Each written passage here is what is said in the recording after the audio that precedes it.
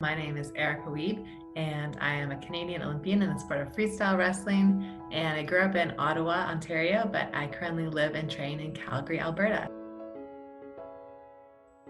I actually did this kind of exercise a couple days ago where I just kind of looked at my career and kind of like the major events over like the last decade of wrestling on the Canadian national wrestling team. And I remember being at the London 2012 Olympic Games as a training partner and, watching Tanya and Carol win Olympic medals for Canada. And that really cemented like, one, maybe I could do this too. And two, like, I'm going to do everything in my power to be there in 4 years in Rio. And so in the next year, I made the Canadian senior team for the first time. And I remember at one of the final events of the season, I was wrestling that London 2012 Olympic champion for the first time. And, she was a really technical, really strong athlete from Russia. And I just remember being like, all right, like just wrestle the way that you want to wrestle, make this the toughest wrestling match she's ever had, and just go after it for the full 6 minutes, regardless of the outcome. And I beat her. And it was like the first time that I really, really kind of felt and acknowledged that like maybe I could really be something in this sport.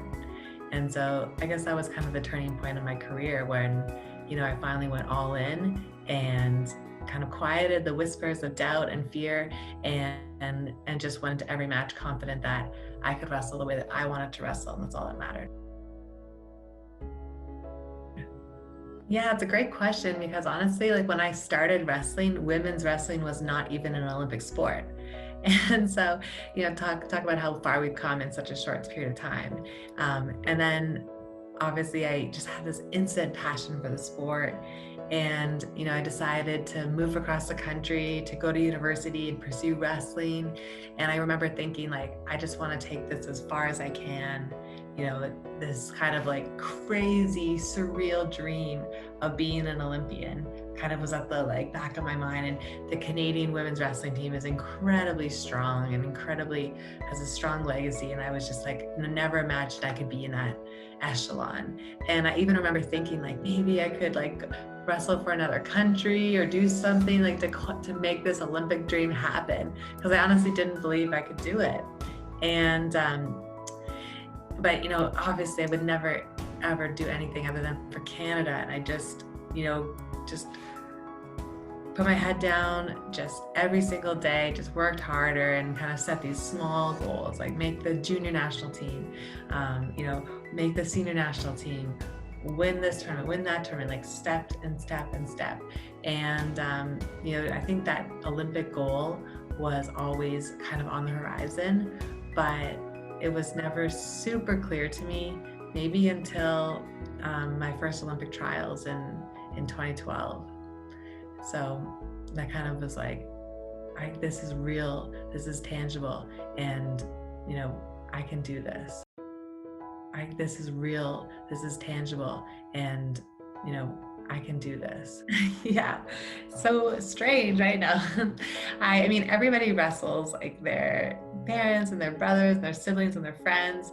My older sister was in rhythmic gymnastics, so we were not really a rough and tumble family. I did a lot of soccer, I did every sport, but then in high school, they posted a sign for the co-ed high school wrestling team. And there's no tryouts because in wrestling, there's no cuts. If you can survive, you can make the team. The more bodies, the better. And, I convinced my best friend to do high school wrestling with me because it was something we never thought about. We never imagined. We thought it would be really fun, a cool opportunity to wear spandex and wrestle with boys. And we just, went for that first practice. And like instantly I fell in love with the sport. I love the technical, tactical aspects of it. I love the physicality of it.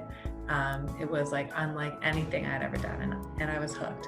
And also I had really amazing friends, like me and my best friend, we wrestled in high school together. And that first year, after that first year, she was like, I'm done. I'm done being your punching bag, Erica. or your wrestling dummy. And then I, started wrestling at a club, and instantly I had this like amazing collective of people that were positive and uplifting and supportive and having fun. And I made my first national team when I was 16, and with two of my best friends that we made our first Olympic team together in 2016. And so without those relationships, without those friendships, like I would not be still doing this today. Yeah, I mean, to wear the maple leaf on your chest, to me, it just symbolizes everything about the best parts of Canada and the best parts of, what it is to be human. I think that, Team Canada represents integrity, it represents passion, it represents equality and opportunity. And, I love like the mantra on all the Canadian Olympic Committee stuff is, whoever you are, whatever you do, whoever you love, however you look, like you are here and you are welcome. And, that's what it means when I go overseas and I represent Canada. It's this symbol of strength and opportunity and integrity. And, I think that obviously over the last couple of weeks, it's been really tough with a lot of the things that have been happening regarding the residential schools. And, my heart goes out to that. And I think, we can still do better. And I think that we have the power to do that. We have the resources and we have the will. And, in wrestling, I always say, like, take a step into the unknown with the certainty of power within. And I think that, we can move forward and be better on personal level in whatever we pursue, but also on a collective level as a nation. And that's what I think Canada has represented. We do speak truth to power. We do stand in our truth. And I think that, we are leaders on the world stage in so many things. And so I'm so proud to represent Team Canada. It has been incredibly difficult. I mean, early on in the pandemic, we had, these, physical distance, social distance, and obviously wrestling is like the antithesis of physical distancing. So it was really challenging to find a way to train, to make it safe, to ensure that we had, the best protocols in place. We didn't have a facility for a large part of 2020. And so we were wrestling on a grass field for the whole summer. It was tough. And, to stay mentally focused and mentally strong, I really, engaged in a lot of the things that I engaged with as an athlete to pursue excellence. And that's, positive self-talk, journaling, using the resources around me, speaking to my sports psych regularly, engaging in mindfulness practices, and also, staying active. I'm a huge proponent of, active recovery. And for me, that means in Calgary, I'm able to go out to the mountains, go out in fresh air. I think even the act of like looking off into the distance at a mountain, at the landscape, there's so much research about like the neurological benefit of stimulating your mind. And one of the things I did is just what can I control and what can I do? And so I actually got a road bike and I started road cycling. It was like a new challenge, a new skill, something that to ease my mind off that. And I really just tried to set goals, daily, weekly, and long term. And at times it was really tough because we didn't know the ultimate goal was competing in Tokyo. And there was a large part of the last 18 months where it wasn't clear if that was going to happen. It wasn't clear if that's what the world needed. But I can attest that over the last couple of weeks, and especially the last couple of days, we were coming out of this. We've done an amazing job as a nation, I think, around the world. And I think the world needs sport now more than ever. And so I'm refreshed, I am ready. And, mentally, it's just, I've always thought, what can I do? What can I control? What are the actions I can take? And those regular self check-ins on how am I feeling? What do I need? are really go a long way towards addressing, what you need on an individual basis, on a daily basis, to be your best. And sometimes that's rest, sometimes that's, a social event, sometimes that's, getting out of your comfort zone. And it's just really important to check in with yourself and check in with others. I was really fortunate when I started wrestling that I never once questioned my place on the wrestling mats, on the field of play. I had really great teammates, I had really great coaches, and so I had a great environment that I could thrive in.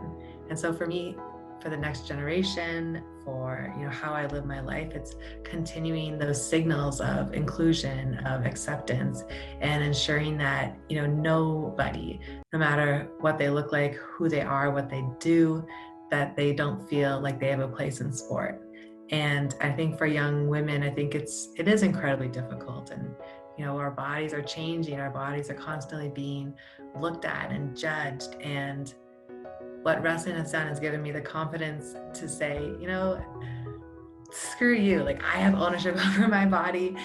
I'm strong, I'm powerful. My body is a weapon. No, I'm just kidding. But, my body I have this power and this control in it. And that's what gives me confidence to, be unapologetic in who I am, how I show up, and what I look like.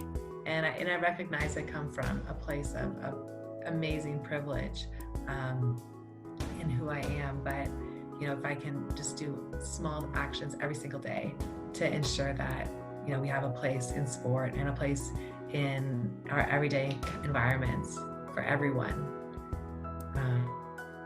I think that goes a really long way to creating a strong community and a strong nation moving forward. My favorite song is this kind of unknown, underrated Sean Paul song called Hold On. And it actually came to be in the Usain Bolt documentary, I believe. And so the song is, it's pretty short, it's extremely catchy. And if anyone has ever listened to the lyrics, it's all about,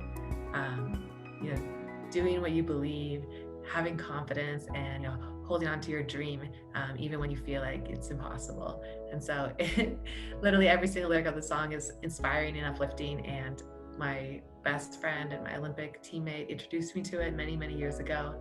And it's one of those go-tos that I always go back to when I need that extra power. This year in Tokyo, we might not see our friends and family and fans in the stands, but we will feel your energy and love from all the way back home in Canada. And it truly takes a village to raise an Olympian. And so I just want to say to everybody that's been involved in my journey, thank you so much. And I'm so proud to go out there and make Canada proud.